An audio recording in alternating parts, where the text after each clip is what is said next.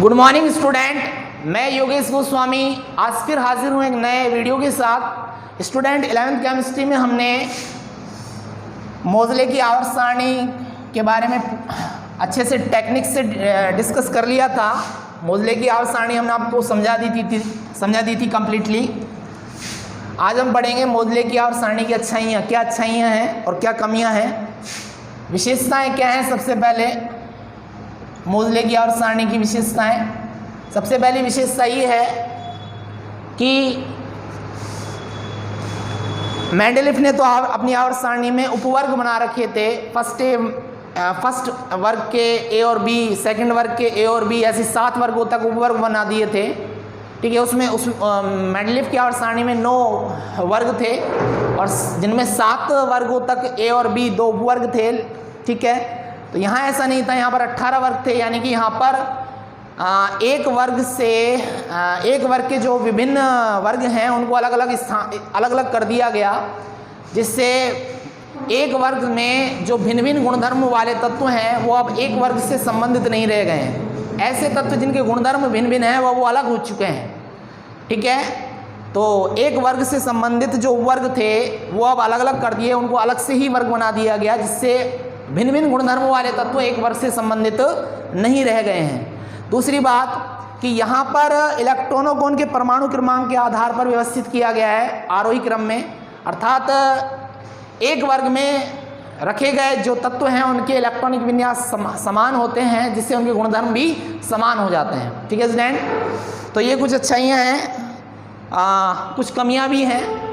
और दूसरी अच्छाई ये है कि समस्थानिकों को अलग स्थान देने की आवश्यकता ही नहीं है, क्योंकि मोज़ले ने अपनी आवर्त सारणी में तत्वों को उनके परमाणु क्रमांक के आरोही क्रम में व्यवस्थित किया है, जबकि समस्थानिकों के परमाणु क्रमांक क्या होते हैं, समान होते हैं। जैसे हाइड्रोजन का 1s1, 1s2 और 1s3, तो हाइड्रोजन के तीनों समस्थानिक का परमाणु क्रमांक क्या है, समान है। तो जब परमाणु क्रमांक समान है तो समस्थानिकों को अलग अलग स्थान देने की आवश्यकता ही नहीं है। ठीक है, तो ये इसकी कुछ अच्छाइयाँ हैं। कमियाँ ये हैं कि हाइड्रोजन की स्थिति अब भी निर्धारित नहीं है। हाइड्रोजन को 1st वर्ग में भी रखा गया है और 7th वर्ग में भी रखा गया है। दूसरी बात, लैंथेनाइड और एक्टिनाइड के तत्वों को भी आवर्त सारणी के मुख्य भाग में समायोजित नहीं किया गया, ये भी एक कमी है। ठीक है, और उसके बाद उत्कृष्ट गैसें जो हैं, अच्छाई है कि उत्कृष्ट गैसों को सबसे लास्ट में क्यों रखा गया है, क्योंकि इनका इलेक्ट्रॉनिक विन्यास पूरा हो जाता है, इनके उपकोष पूर्ण रूप से भर जाते हैं NH2 NP6 में। ठीक है, तो ये कुछ कमियां भी हैं। ठीक है, आज हम पढ़ेंगे इसमें उसके बाद जो है कि 100 से अधिक परमाणु क्रमांक वाले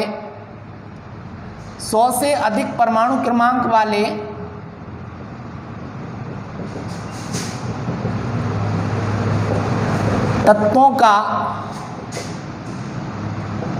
IUPAC नामकरण।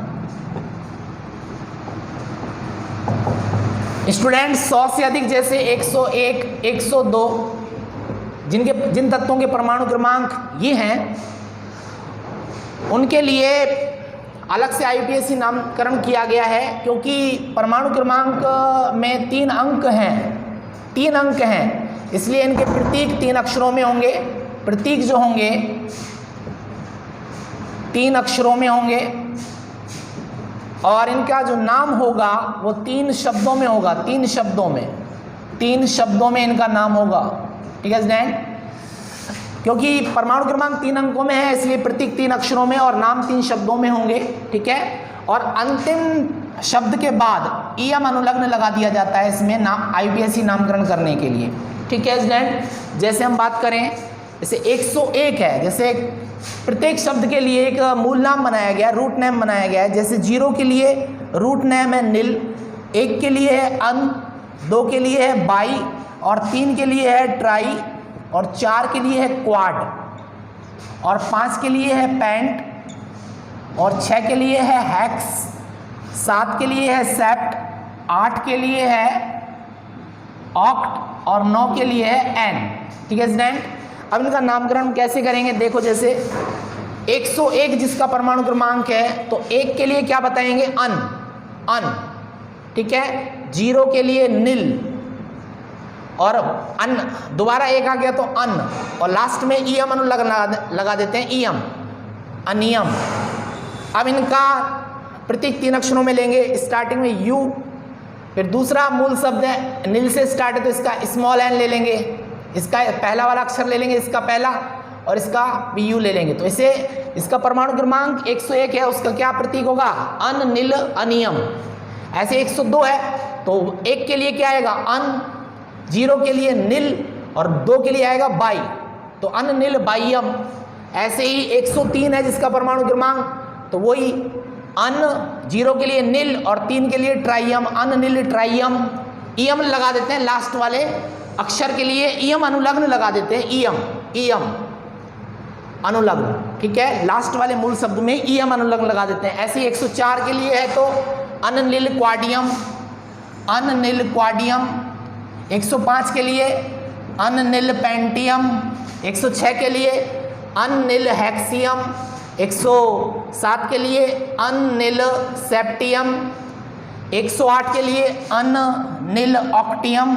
पहला वाला अक्षर बड़ा रखना है, बाकी दूसरा और तीसरे छोटे रखने हैं। 109 के लिए अन नील एनियम, इस प्रकार से, ठीक है स्टूडेंट। ये 100 से अधिक परमाणु क्रमांक वाले तत्वों के IUPAC नामकरण है। जैसे 200 हो, मान लो 203 हो तो 2 के लिए बाई, 2 के लिए बाई नील ट्राइयम, ऐसे लास्ट वाले शब्द में ईयम अनुलग्न लगा दिया जाता है। जैसे 115 है, इसका कैसे लिखेंगे? अन, 1 के लिए तो अन, 0 के लिए नील, तो अन, उसके बाद अन छोटा और पेंटियम, ऐसे ही 116 के लिए अन, अन हेक्सियम। इस प्रकार से IUPAC नामकरण करते हैं, ठीक है स्टूडेंट। तो ये 100 से अधिक परमाणु क्रमांक वाले तत्वों का IUPAC पद्धति में नामकरण है, ठीक है स्टूडेंट। उसके बाद हम पढ़ेंगे तत्वों के प्रकार। पूरी आवर्त सारणी में लगभग 113 तत्वों को 4 खंडों में विभाजित किया गया है, 4 ब्लॉक में। वो ब्लॉक कौन कौन से हैं? S ब्लॉक एलिमेंट पहला नंबर, सेकंड नंबर पे P block element, third number पे D ब्लॉक और फोर्थ नंबर पे है F ब्लॉक एलिमेंट, ठीक है स्टूडेंट। तत्वों के जो प्रकार हैं, इलेक्ट्रॉनिक विन्यास के आधार पर तत्वों को 4 खंडों में डिवाइड किया है। पहला है S block element, S block element, ठीक है स्टूडेंट। पहले इसके बारे में पढ़ते हैं। फिर है P ब्लॉक एलिमेंट और D ब्लॉक एलिमेंट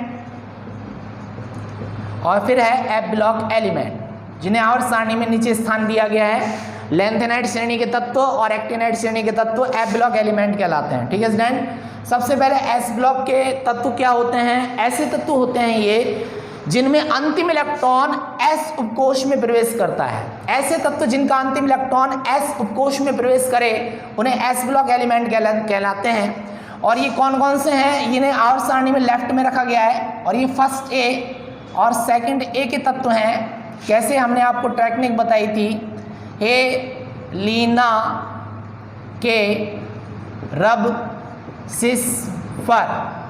ये फर्स्ट A और सेकंड A ये S ब्लॉक एलिमेंट हैं। ऐसी सेकंड A में बेटा, मांगे, कन्या, सुंदर, बाप, राजी, ये S ब्लॉक एलिमेंट हैं। क्यों?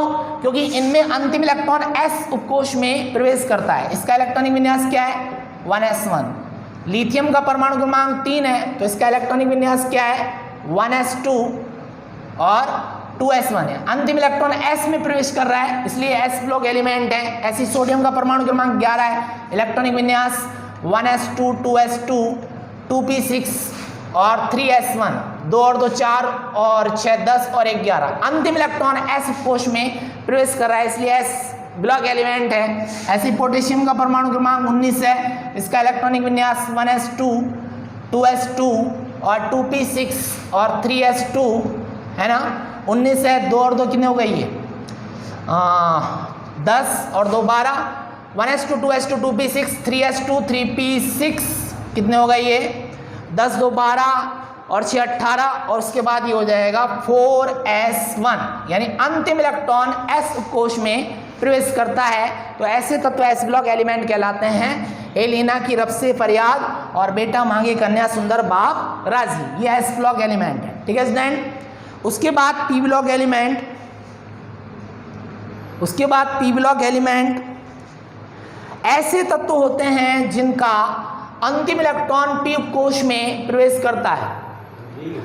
हाँ, ऐसे इलेक्ट्रॉन जिनमें अंतिम इलेक्ट्रॉन पी कक्षक में या पी उपकोष में प्रवेश करे उन्हें हम पी ब्लॉक एलिमेंट कहते हैं। जैसे कौन कौन से हैं? वर्ग संख्या 13 से लेके 18 तक के तत्व। वर्ग संख्या 13 से लेके 18 तक के जो तत्व हैं वो पी ब्लॉक एलिमेंट कहलाते हैं। क्या टेक्निक्स है? देखो, वर्ग संख्या 13 बैंगन, आलू, गाजर, इन थैला, boron, aluminium, gallium, indium, thallium या बी एल्गे इन थैलियम, ये पी ब्लॉक एलिमेंट है। ऐसे ही पहले बता देता हूँ, 14 वर्ग, 15 वर्ग, 16, 17 और 18वां। 14 वर्ग में कहे सीता जी सुनो प्रभु, ये 14 वर्ग है। ये सारे पी ब्लॉक के एलिमेंट हैं। उसके बाद न्यूजीलैंड, पाकिस्तान, ऑस्ट्रेलिया सब बिक गए, ये 15 वर्ग है। ठीक है स्टूडेंट। उसके बाद 16 वर्ग ओल्ड स्टाइल से टीपो, oxygen, sulphur, selenium, tellurium, polonium. ठीक है स्टूडेंट, ये 16 वर्ग का तत्व है। फिर 17 वर्ग है। फिर कल बाहर आई आंटी, ये 17 वर्ग है। ठीक है स्टूडेंट, ये टेक्निक्स है आपकी याद करने की। Fluorine, chlorine, bromine, iodine, astatine. फिर कल बाहर आई आंटी। ठीक है स्टूडेंट। उसके बाद है हीलियम। 18 वर्ग जो है, हीलियम जो है हाइड्रोजन के जस्ट सामने होगा, क्योंकि हमने बता दिया था कि आवर्त सारणी पहली आवर्त में 2 तत्व रखे गए हैं और वो है हाइड्रोजन और हीलियम। ये 18 वर्ग है जिसे शून्य वर्ग भी कहते हैं। और इसमें कौन कौन से हैं?